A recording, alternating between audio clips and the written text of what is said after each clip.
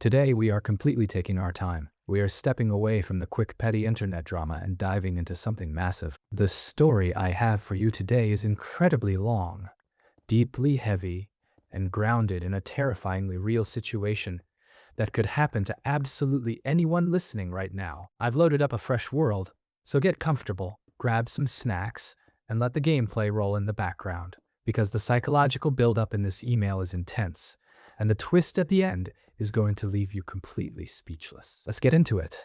The subject line reads, I spent 6 months meticulously gathering evidence that my husband was living a dark double life, but the actual truth completely broke my heart and shattered my reality. I have been married to my husband, David 34 for 7 years.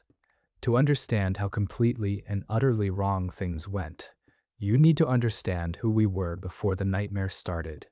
We met in our early 20s in college. We were both broke, ambitious, and deeply in love. David was never the flashy type.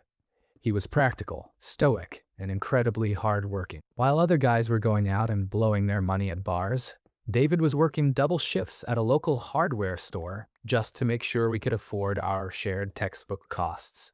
5 years into our marriage, things were finally stabilizing. He landed a solid mid-level management position at a regional corporate logistics firm, and I was building a successful freelance career as a graphic designer. We managed to scrape together enough savings to buy a small, charming, but slightly run-down fixer-upper house in a quiet suburb. We painted the walls together, planted a garden, and started talking about having our first child. Life felt safe. It felt predictable. And then, 2 years ago, my body completely turned against me. It started with extreme fatigue, then intense joint pain that left me unable to hold a stylus or type on a keyboard without crying. After months of terrifying doctor's appointments, misdiagnoses, and blood tests, I was diagnosed with a severe, highly aggressive autoimmune condition. The treatment plan was brutal. I required weekly specialized infusions, heavy immunosuppressants, and constant monitoring by specialists.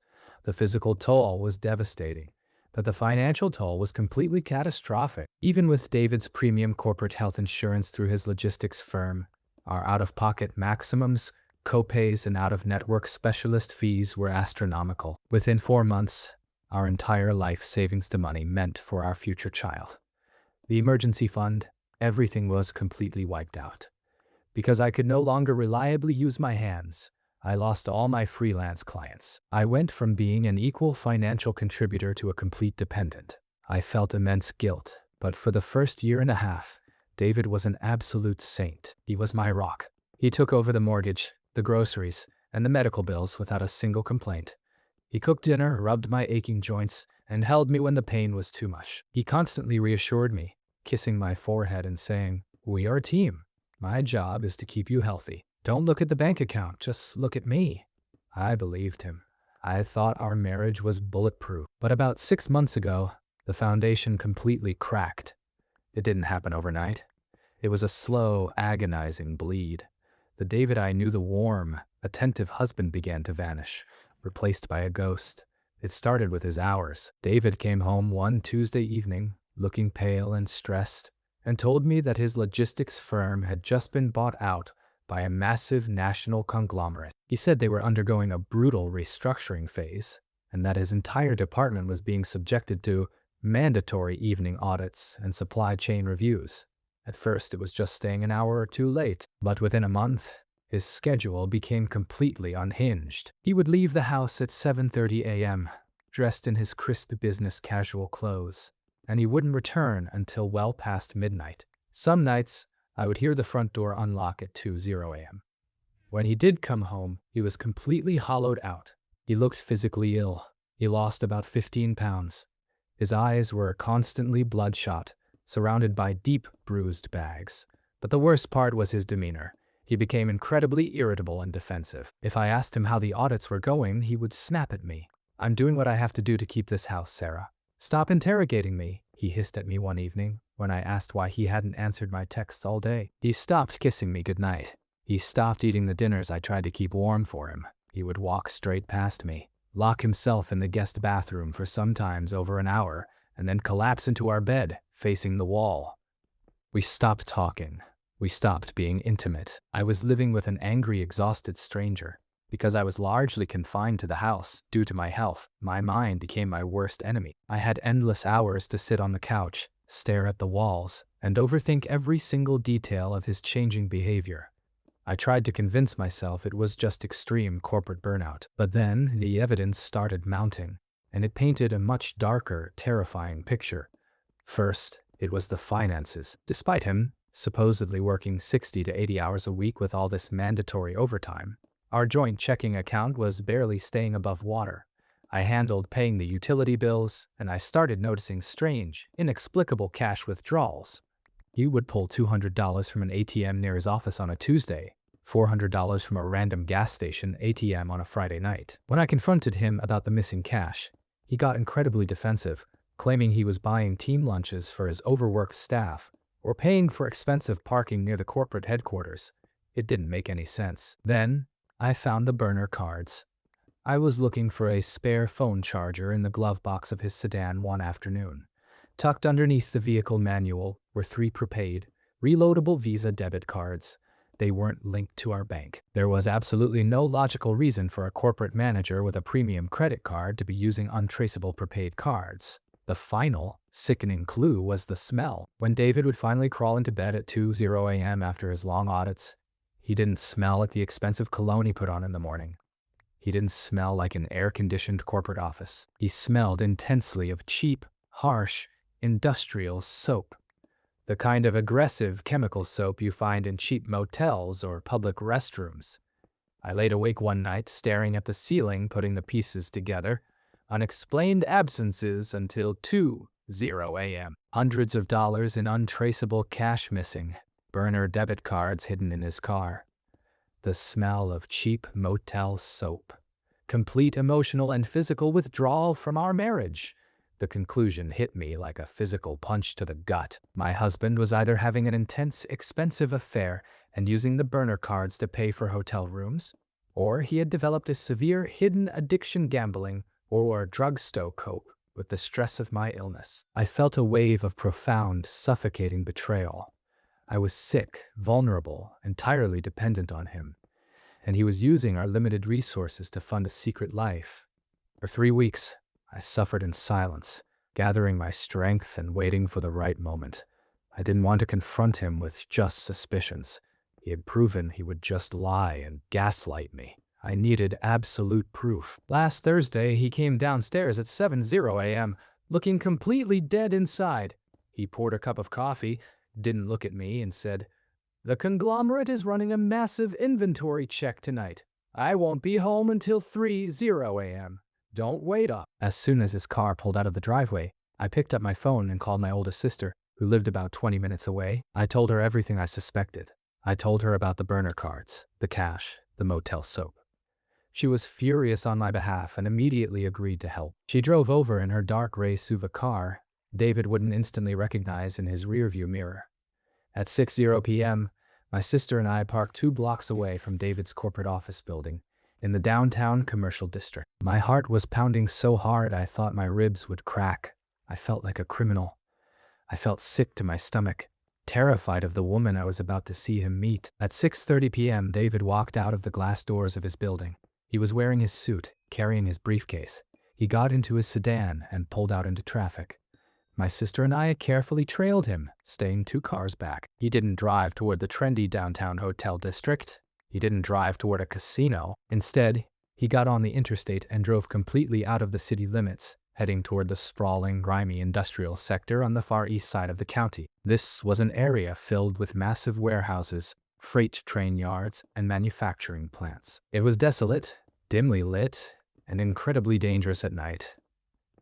"Where the hell is he going?" my sister whispered, gripping the steering wheel. David's car turned down a badly paved access road, entirely devoid of streetlights. We killed our headlights and coasted to a stop near a rusted chain-link fence. We watched as David parked his sedan in the back lot of a massive, heavily stained concrete building. Large plumes of thick white steam were billowing out of the roof vents. The sign on the side of the building read, "Apex Commercial Laundry Services." I was completely bewildered. Why was my corporate logistics manager husband at an industrial laundry plant at 7 o'clock at night? Was his mistress, A warehouse manager? Was this where he bought drugs? My sister and I sat in the freezing SUV for over 3 hours. Every muscle in my body ached from my autoimmune condition, but the adrenaline kept me wide awake. Finally, around 10:30 p.m., I couldn't take the suspense anymore. I told my sister to keep the engine running. I pulled up the hood of my jacket, stepped out into the freezing night air, and crept across the cracked asphalt toward the side of the building. The noise coming from the warehouse was deafening. It was a constant, rhythmic pounding of massive industrial machinery. I found a side door that was propped open with a cinder block to let the suffocating heat escape. I pressed my back against the brick wall and slowly peeked my head around the doorframe. The inside of the warehouse was a literal vision of hell. The air was thick with chemical steam and lint. It was easily 100 degrees inside. Massive, ceiling-high washing machines were churning thousands of pounds of hotel linens, hospital sheets, and restaurant tablecloths. And then I saw him. David wasn't wearing his tailored corporate suit. He was wearing thick, heavy-duty canvas coveralls, soaked entirely through with sweat. He was standing at the end of a massive conveyor belt, wearing thick rubber gloves. A giant cart holding roughly 200 pounds of soaking wet, chemical-drenched linens rolled toward him. I watched in absolute, paralyzed horror as my husband, a man with a master's degree in supply chain management, braced his legs, grabbed the heavy, sodden masses of fabric, and violently hurled them into industrial dryers. He was working at a frantic, exhausting pace, keeping up with the relentless speed of the machines. His face was flushed dark red from the heat. His arms were covered in small chemical burns and deep, purple bruises. He looked like he was on the verge of physical collapse. Every time he lifted a bundle, I could see him wince in agony, but he never stopped moving. I stood in the doorway, staring at the man I thought was cheating on me. He wasn't having an affair. He wasn't blowing our money at a casino. He was doing brutal, back-breaking, off-the-books manual labor in a toxic environment. But the question screaming in my mind was, why? I waited in the shadows of the parking lot until 2:00 a.m. Finally, the heavy metal doors rolled open, and a line of exhausted workers filed out into the cold night air. David was the last one out. He was walking with a heavy limp, carrying his suit on a hanger wrapped in plastic. As he approached his sedan, fumbling for his keys with heavily taped fingers, I stepped out from behind my sister's SUV. David. He froze. He slowly turned around, squinting in the dark. When his eyes registered that it was me standing there in the freezing industrial lot, the plastic hanger slipped from his fingers and clattered to the asphalt. All the color drained from his already pale face. He didn't try to make an excuse. He didn't ask what I was doing there. He just stared at me for 3 agonizing seconds, and then his legs simply gave out. He collapsed against the side of his car, slid down to the cold pavement, put his face in his scarred, calloused hands, and began to sob. It wasn't a quiet cry. It was the desperate, tearing, ugly sobbing of a man whose absolute limits had been completely shattered. I ran over to him, dropping to my knees on the dirty asphalt despite my joint pain. I grabbed his face, forcing him to look at me. "David, what is happening? What are you doing here? Tell me right now." He looked at me with eyes that held more shame and despair than I had ever seen in a human being. Between ragged, hyperventilating breaths, the entire devastating truth came spilling out. 6 months ago, the corporate buyout he mentioned wasn't a restructuring. It was a massive downsizing. David's entire department was eliminated. He was unceremoniously fired, given a meager 2-week severance package, and escorted out of the building. He knew instantly what that meant. If he lost his corporate job, we lost our premium, employer-sponsored health insurance. Without that insurance, my weekly infusions and specialty medications would stop immediately. I would become completely disabled, and within a matter of months, the debt would force the bank to foreclose on our house. Terrified, feeling like a complete failure as a provider, and desperate to protect me from the stress that triggers my flare-ups, he made a drastic, desperate decision. He used a legal loophole to elect for Cobra Insurance's system that allows you to keep your corporate healthcare plan if you pay the entire unsubsidized premium out of pocket. The premium was nearly $2,800 a month. To hide the job loss from me, he woke up every single morning, put on his suit, and left the house pretending to go to his office. In reality, he drove to a temp agency. To afford our mortgage, the groceries, and the staggering $2,800 Cobra Premium, David took on two separate cash under-the-table jobs. From 8:00 a.m. to 4:00 p.m., he worked at a freight yard, manually unloading shipping containers. Then, he would sleep in his car for 2 hours before driving to the Apex Commercial Laundry, where he worked the 7:00 p.m. to 2:00 a.m. night shift. The mysterious ATM withdrawals. He was pulling cash to pay the interest on predatory, high-interest payday loans he had secretly taken out to cover the deductibles for my latest round of infusions. The burner debit cards were what the temp agency used to load his daily wages, which he used to buy cheap fast food so he wouldn't drain our joint account.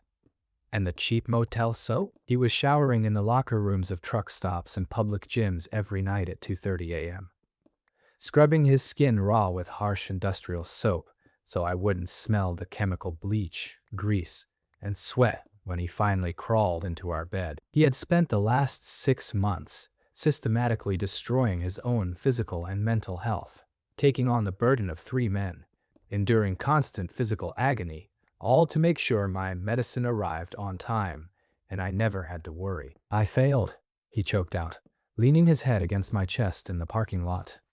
"I sent out 300 resumes. Nobody is hiring. I just wanted to keep you alive.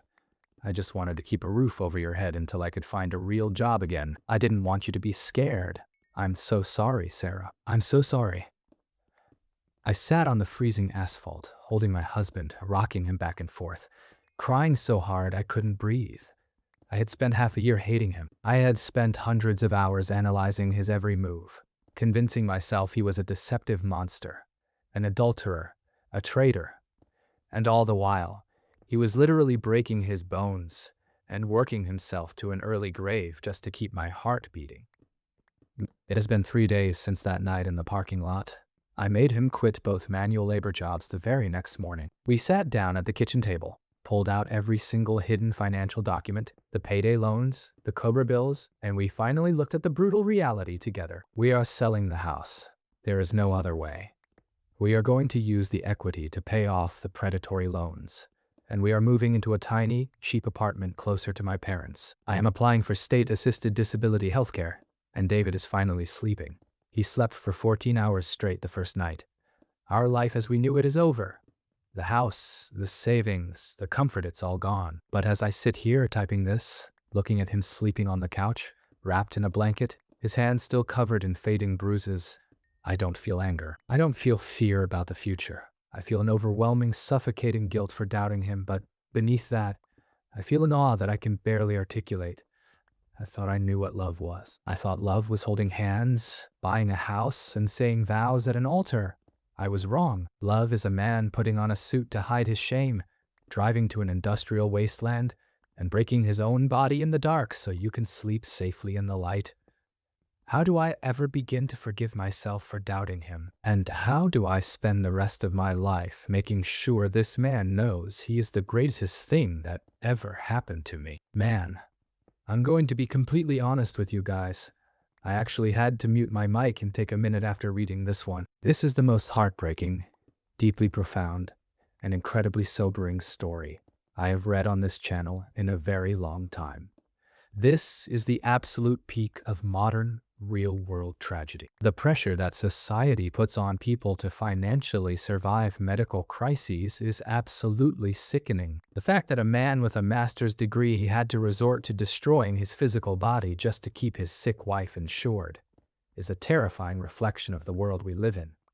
But Sarah, listen to me very carefully. You cannot, under any circumstances, let the guilt of your suspicions eat you alive. Your brain was just trying to solve a terrifying puzzle with the pieces it had. The signs he was displaying, the secrecy, the burner cards, the cash, the emotional distance are the exact same symptoms of severe infidelity or addiction. Any rational human being in your position would have come to the exact same conclusion. You were sick, isolated, and scared. Forgive yourself for being human. But David is a literal hero, a flawed, tragically stubborn, and foolishly proud hero, but a hero nonetheless. He is a man who loves you with a fierce, terrifying, unconditional intensity that most people will never ever experience in their lifetime. He took the vow in sickness and in health to an absolute extreme. You asked how you spend the rest of your life making sure he knows his worth. You do exactly what you are doing now. You sell that house without shedding a single tear for the drywall or the garden. You move into that tiny apartment, and you make it a home. You force him to communicate. You remind him every single day that his value as a husband is not tied to a corporate paycheck or his ability to shield you from reality. You two survived the absolute hardest test a marriage can face, and you did it because the love you have is completely unbreakable.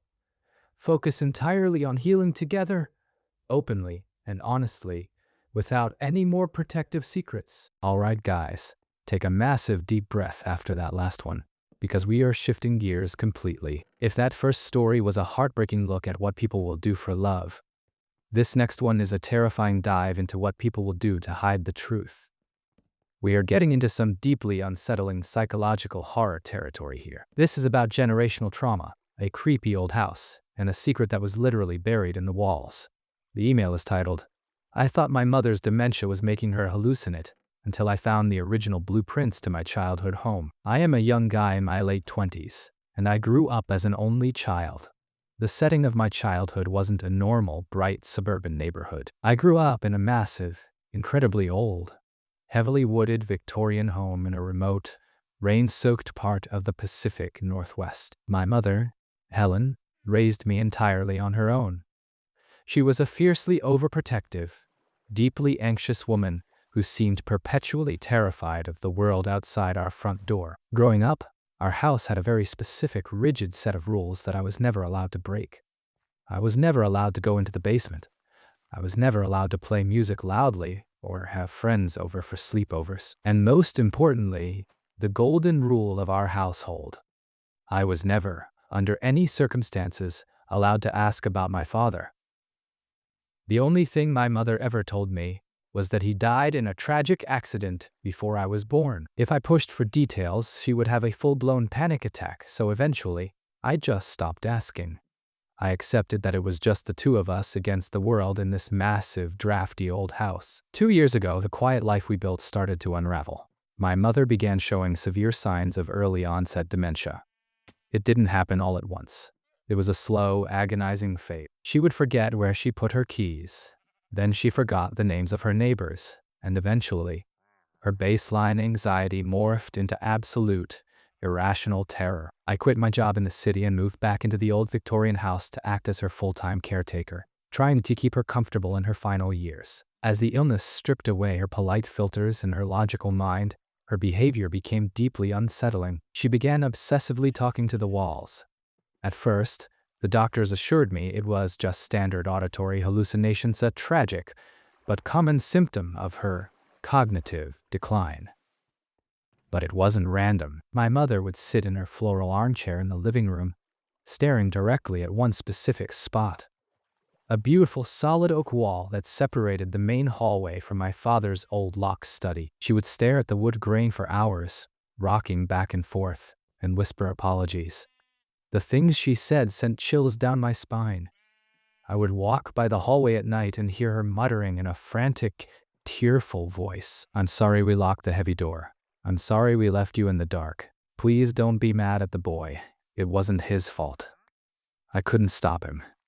He was so angry. I'm sorry you were so cold."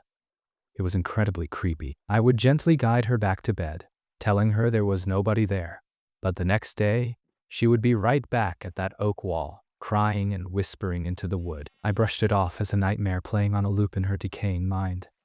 The true waking nightmare began exactly 1 month ago. The house is incredibly old, and we started experiencing severe plumbing issues. The pipes in the upstairs bathroom burst, causing massive water damage. I called an emergency contractor to assess the situation. After tearing up some of the floorboards, the contractor sighed and asked if I had the original architectural blueprints of the house, as he needed to locate the main structural water lines without destroying the historic plaster. I knew my mother kept all her vital documents: the deed, the insurance, old tax returns, and a heavy antique iron safe hidden in the back of her bedroom closet. I waited until she was taking her afternoon nap, found the heavy brass key on her dresser, and opened the safe. The smell of decades-old dust and dried paper hit my nose. I started digging through stacks of faded folders. At the very bottom of the safe, I noticed the metal flooring felt slightly loose. I pried at the edge with a pocket knife, and a false floor popped up.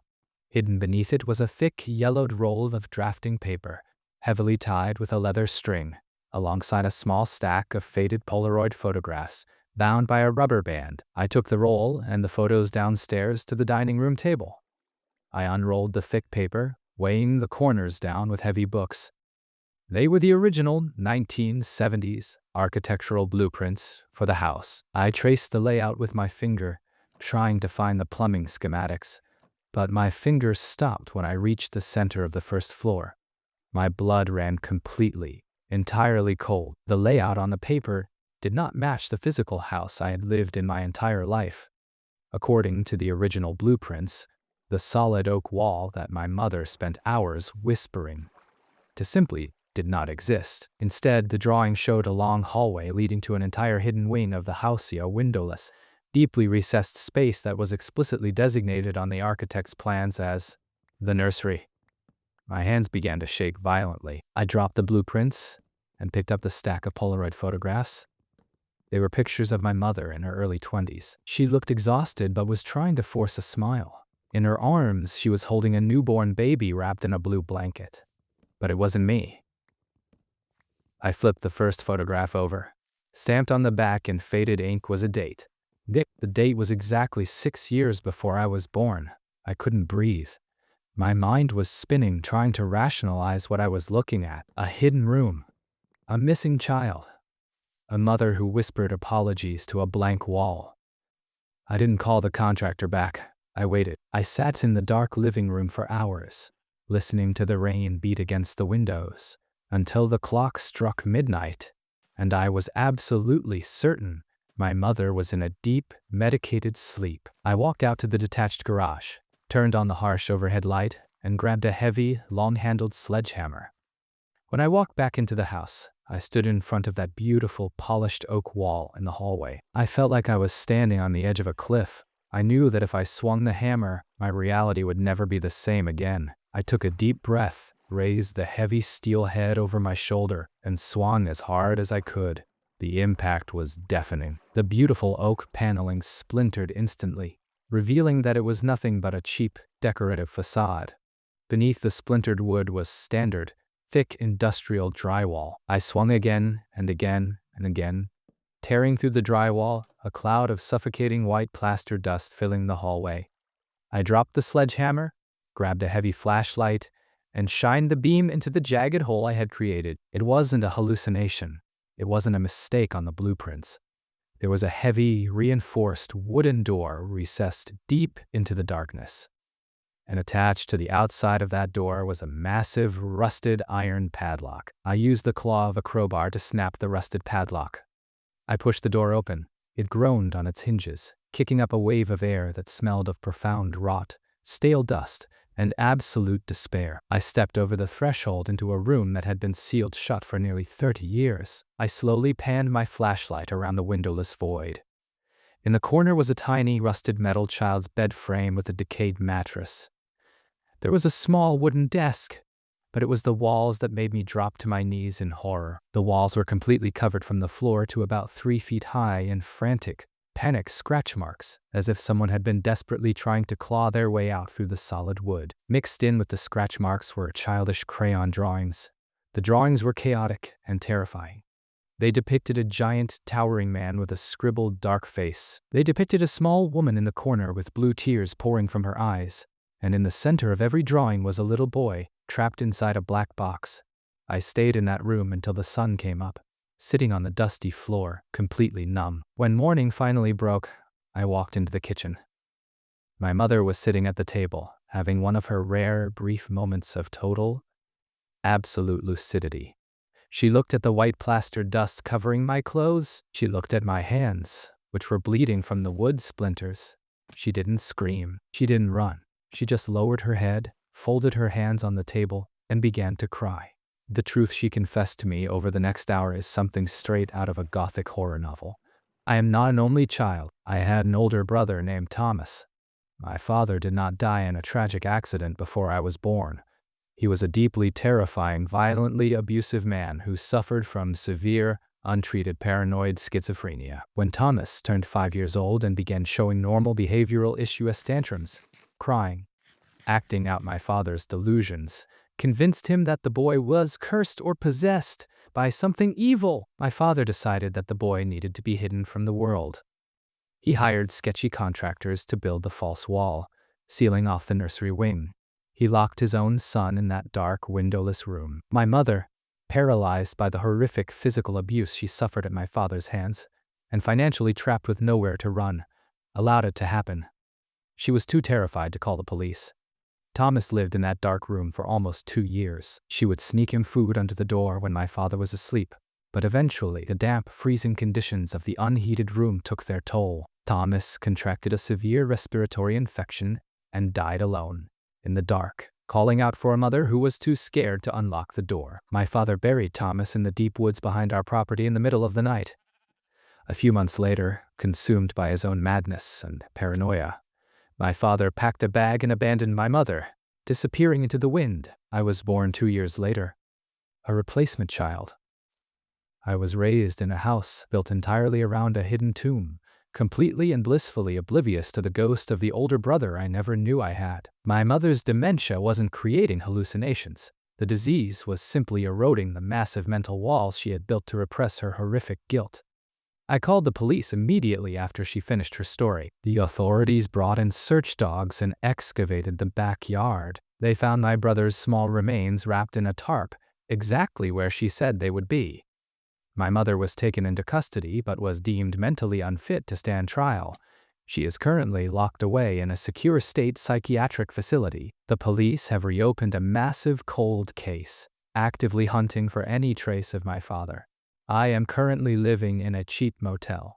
I sold the Victorian house to a developer who is going to bulldoze it to the ground. I am a young man completely unmoored from reality, realizing that my entire existence, my childhood memories, and the perceived safety of my home were all a carefully constructed theater play, designed to cover up a murder. I honestly don't even know what to say.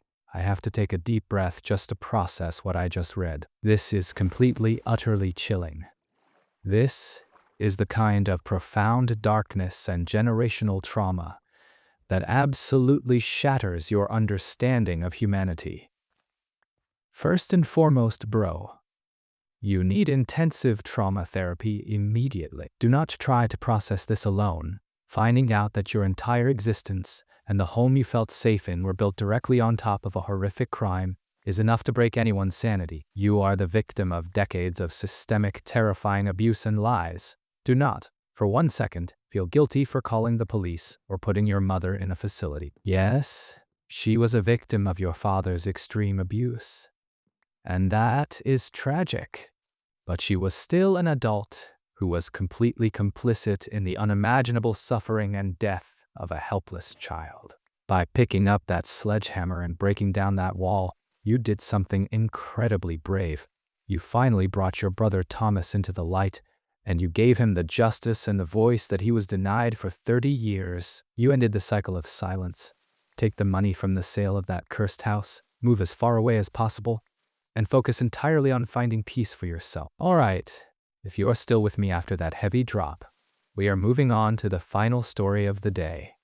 We are leaving the creepy haunted house vibes and stepping right into the terrifying reality of modern romance and corporate ambition. If you think your ex was manipulative, wait until you hear this. This next email is a masterclass in psychological manipulation, where a guy discovers that his entire 3-year picture-perfect relationship wasn't actually reality, was just a corporate resume builder. Let's dive in. I am 28 years old, and I work as a senior software engineer in one of the most highly competitive, cutthroat tech hubs in the Bay Area. The culture here is brutal. You are expected to optimize every single second of your existence. If you aren't grinding for a promotion, you are falling behind. Because of that environment, dating was always an absolute nightmare for me. Most of the people I met were either married to their jobs or looking for a status symbol rather than a partner. That all changed 3 years ago when I met Elena. I was at a massive corporate networking mixer in downtown San Francisco. I absolutely hate those events. I was standing near the back of the rented ballroom, holding a warm drink, just waiting for an acceptable time to call an Uber and go home. That's when she walked up to me. Elena was brilliant, devastatingly charismatic, and carried herself with this effortless, magnetic confidence. She introduced herself and told me she worked as an organizational psychologist for a massive multi-billion-dollar corporate consulting firm. Her job was to analyze high-performing executives and restructure their environments to maximize their productivity and mental health. Falling in love with her felt incredibly, almost frighteningly easy. From our very first date, she seemed to know exactly what I needed before I even fully understood it myself. She communicated flawlessly. In past relationships, I always struggled with expressing my anxieties, especially regarding my career and my deep-seated imposter syndrome. But with Elena, it was like she could read my mind. If I came home exhausted from a brutal sprint at work, she didn't badger me with questions.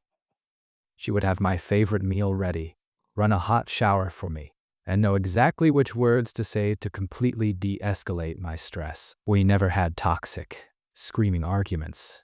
Whenever a disagreement arose, she would sit down, take my hands, look me dead in the eyes, and guide us through a perfectly rational, emotionally mature conversation until the conflict was completely resolved. She constantly pushed me to be a better, more successful version of myself. Under her daily guidance, my career absolutely skyrocketed. She coached me through brutal salary negotiations, taught me how to read the psychological tells and body language of my upper-level executives, and helped me secure 2 massive, life-changing promotions within a single year. By our second anniversary, we had moved into a stunning floor-to-ceiling glass luxury apartment together. Our lives were completely intertwined. I was happier than I had ever been. I had a phenomenal career, a beautiful home, and a woman who I truly believed was my absolute soulmate and equal. Last month, I quietly started shopping for engagement rings. I found a custom jeweler and put down a massive deposit on a ring I knew she would love. Last weekend, Elena had to fly out to London for a high-level, week-long corporate seminar with the senior partners of her consulting firm. I kissed her goodbye at the airport, drove back to our quiet apartment, and planned to spend the weekend relaxing and playing some video games. While she was gone, her primary desktop computer, a high-end rig she used for her heavy data processing home office work, started emitting a loud, obnoxious grinding noise. I went into her office to check it out. The internal cooling fan on the motherboard was failing. I'm a hardware guy at heart, so I texted her that I was going to pop the casing open and replace the fan for her so it would be ready when she got back. She didn't reply because she was mid-flight over the Atlantic, so I just went ahead and did it. After swapping the fan, I booted up the computer just to run a quick diagnostic and ensure the hardware was running cool and quiet. When the desktop operating system loaded, an external, heavily encrypted solid-state drive that was constantly plugged into the back of the machine automatically mounted on the screen. The file directory window popped open because she hadn't properly ejected it before leaving. I was about to close the window when my eyes caught the title of the main folder. It was labeled Project Oakhaven. Oakhaven was the name of the street where the networking mixer was held, the exact street where we first met 3 years ago. Out of sheer innocent curiosity, thinking maybe she had saved some photos from our first date or kept a digital scrapbook, I clicked on the folder. What I found inside that directory completely, permanently dismantled my reality, my sanity, and my entire understanding of the last 3 years of my life. It wasn't a diary. It wasn't a scrapbook. It was a massive, highly sophisticated, intensely clinical, 300-page psychological dossier, an operational timeline. It was about me. I sat in her leather office chair, my blood turning to ice as I opened document after document. Elena hadn't met me by accident that night at the mixer. 3 years ago, her consulting firm was competing for a massive multi-million-dollar government defense contract, focusing on behavioral optimization and psychological engineering in high-stress technical environments. Elena's personal thesis project she was using to try and make senior partner at her firm was that human productivity, cognitive output, and career trajectory could be artificially engineered and drastically increased if the subject's domestic and romantic life was mathematically perfectly optimized by a trained handler. She needed a guinea pig. She needed a mid-level tech worker with high potential but low emotional regulation. She searched the guest list of that networking mixer, ran background checks, and chose me. The folder contained deeply invasive, detailed notes on my childhood trauma, my specific insecurities, my relationship with my parents, and my psychological attachment style. She had gathered most of this from my digital footprint and social media history before she even walked up to me that night. There were literal, color-coded flowcharts mapping out our arguments. Whenever we had a disagreement, she wasn't communicating with me out of love. She was following a dialogue tree. The flowchart calculated the exact phrasing, tone of voice, and body language she needed to use to trigger a specific emotional response and submission from me. Every single major milestone in our relationship was completely manufactured. Moving in together, our first international vacation, the exact dates she dropped the L word, they were all scheduled on a corporate spreadsheet months in advance, labeled clinically as major intervention points. The times she comforted me when I was stressed and crying about my imposter syndrome, there were clinical notes attached to those dates, rating my emotional vulnerability on a scale of 1 to 10, noting how much more dependent I became on her afterward. But the most sickening part was the data tracking. There was an Excel sheet tracking my corporate salary increases, my lines of code output per week, and my resting heart rate, which she was secretly pulling and exporting from our shared Apple Health ecosystem. She had graphs proving to her superiors that her romantic management and domestic pacification was directly, mathematically responsible for my 40% increase in corporate productivity. I was physically shaking. I felt like I was going to throw up all over her keyboard. My entire life, my happiest memories, my deepest moments of profound vulnerability of it was real. I was a literal lab rat in a maze, completely oblivious to the scientist watching me from above. The absolute most devastating document was at the very bottom of the folder. It was a finalized, highly polished PowerPoint presentation designed for her firm's board of directors, scheduled to be presented when she returned from London. I clicked through the slides, watching my own life summarized in corporate buzzwords. The final slide destroyed whatever was left of my heart. The text read, "Conclusion of Phase 2, Project Oakhaven. Subject has reached maximum vertical mobility within his current sector.